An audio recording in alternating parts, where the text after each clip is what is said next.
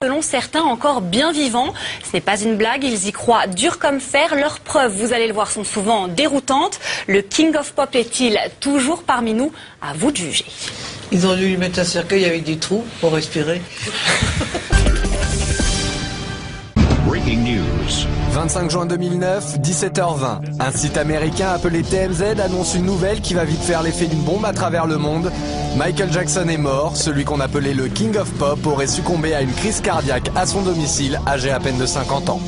Pour ses fans, cette bouleversante disparition est inconcevable. Comment MJ, qui semblait pourtant en pleine forme lors de ses dernières apparitions, a-t-il pu disparaître aussi soudainement? Surgit alors une question, et si Michael Jackson était encore en vie?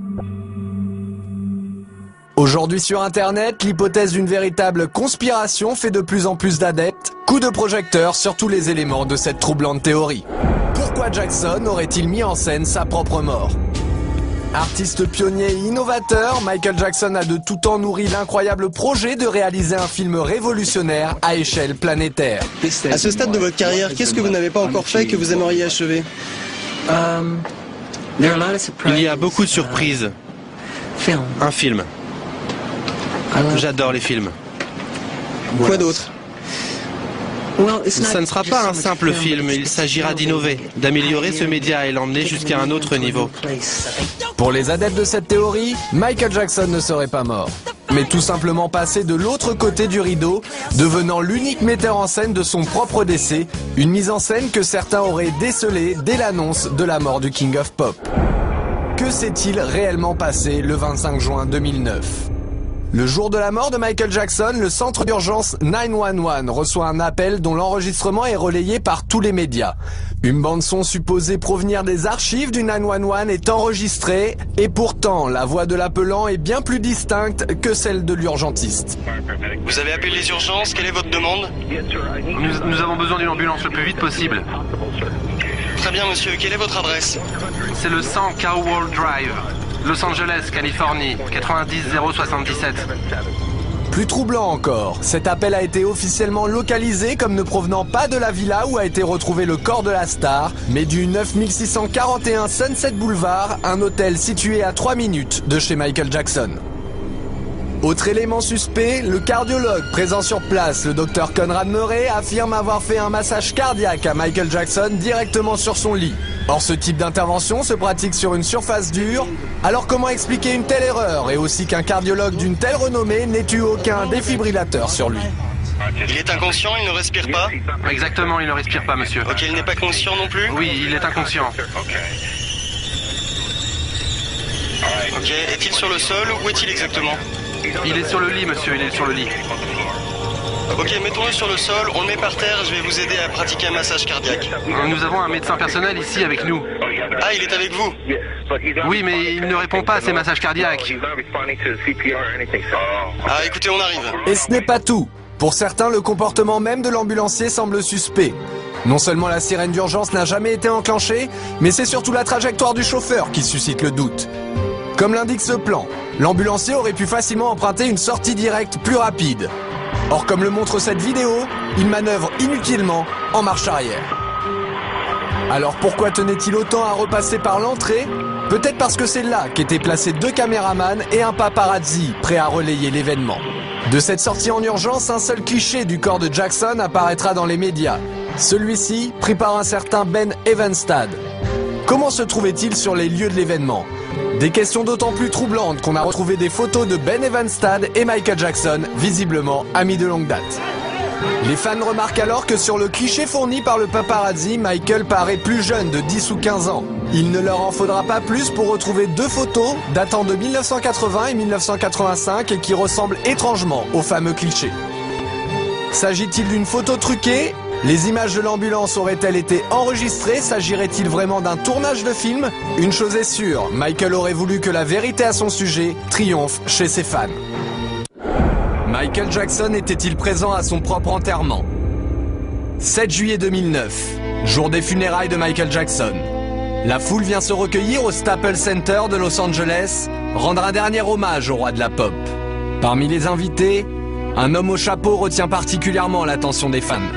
Il le surnomme Hatman.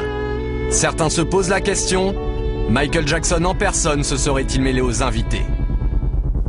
4 septembre 2009, jour de l'enterrement au cimetière de Forest Lawn. Le mystérieux Hatman refait surface. L'homme reste en retrait, mais la place que lui accordent les autres invités à cette cérémonie suscite bien des spéculations. Qui est donc cet homme? Quant au personnel de la cérémonie, le clan des fans le considère tout aussi suspect. Les agents d'accueil, tout sourire en ce jour de deuil, donnent une impression de déjà-vu. Et pour cause, ils ne sont autres que les danseurs du spectacle This Is It. Le réalisateur Kenny Ortega et le chorégraphe Travis Payne sont d'ailleurs eux aussi présents. Ce sont eux qui coordonnent l'enterrement filmé en haute définition à la manière d'un film. Les fans remarquent aussi les photos prises par des paparazzis en hélicoptère, comme celle de ce chemin à droite de la voiture, qui n'existe pas vu du ciel. Ou encore cet arbre près des poubelles qui disparaît.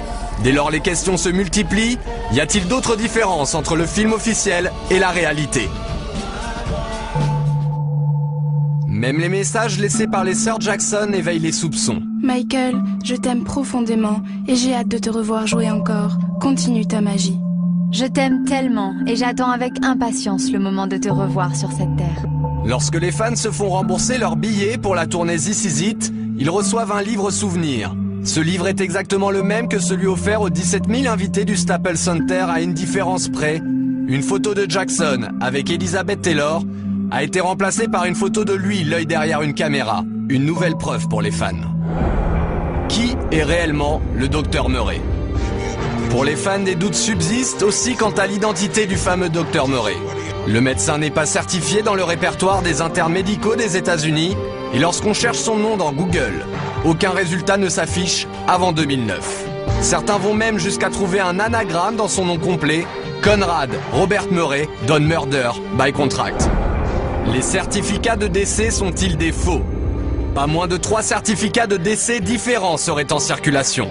Aucun n'ont un code barre identique et aucun n'ont été signés par un médecin.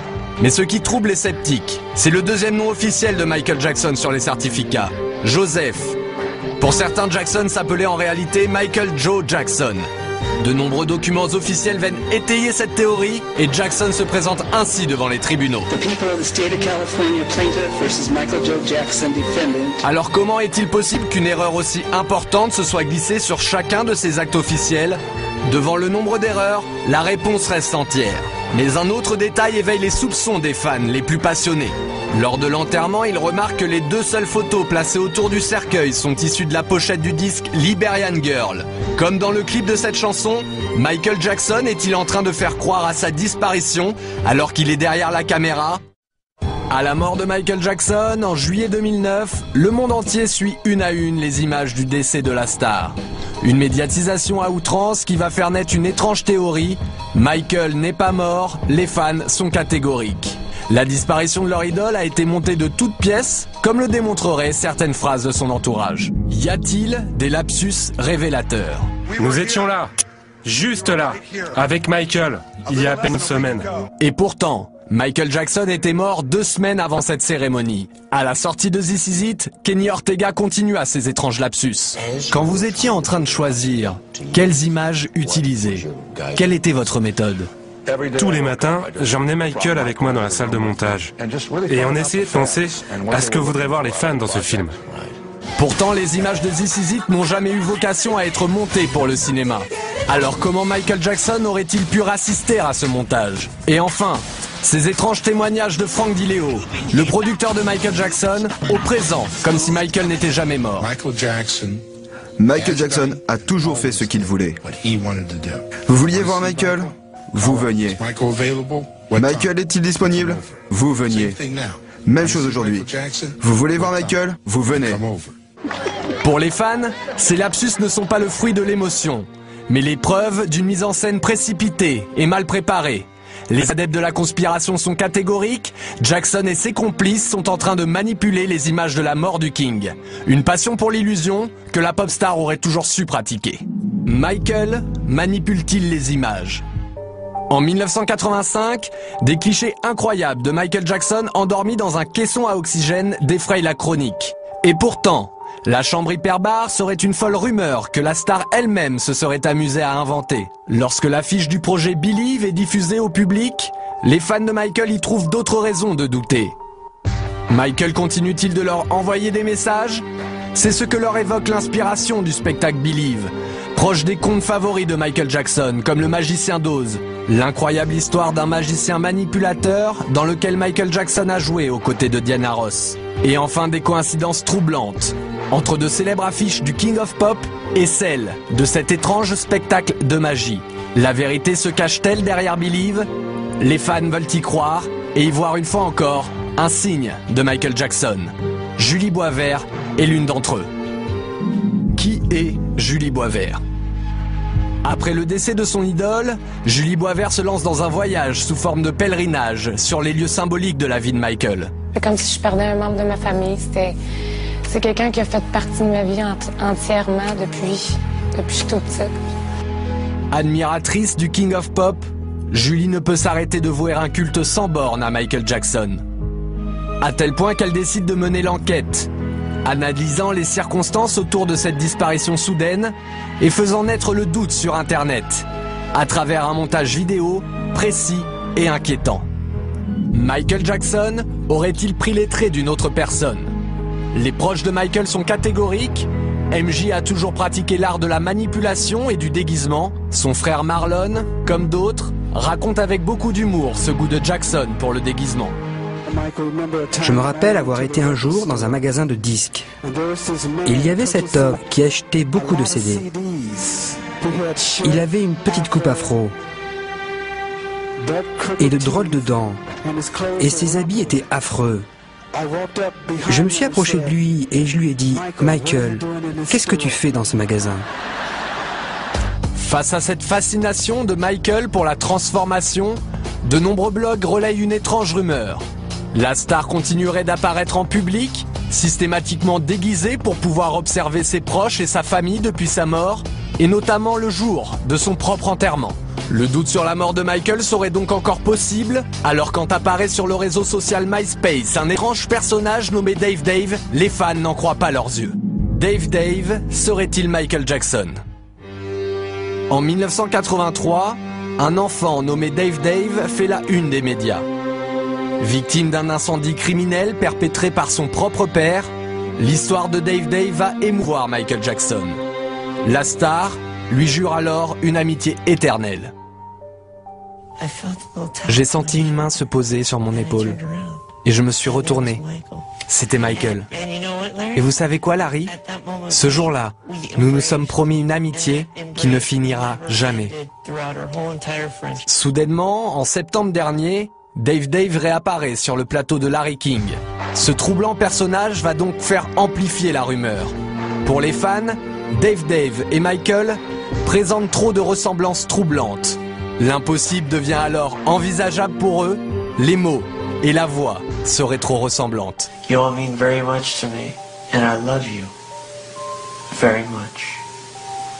May God bless you. I love you very much, and may God bless you all. I love you. Ces étranges coïncidences continuent aujourd'hui d'alimenter cette théorie selon laquelle Michael Jackson ne serait pas mort. Une énigme qui ne cessera pas avant que les fans n'aient trouvé ce qu'ils veulent, la vérité, leur vérité. La vérité triomphe toujours.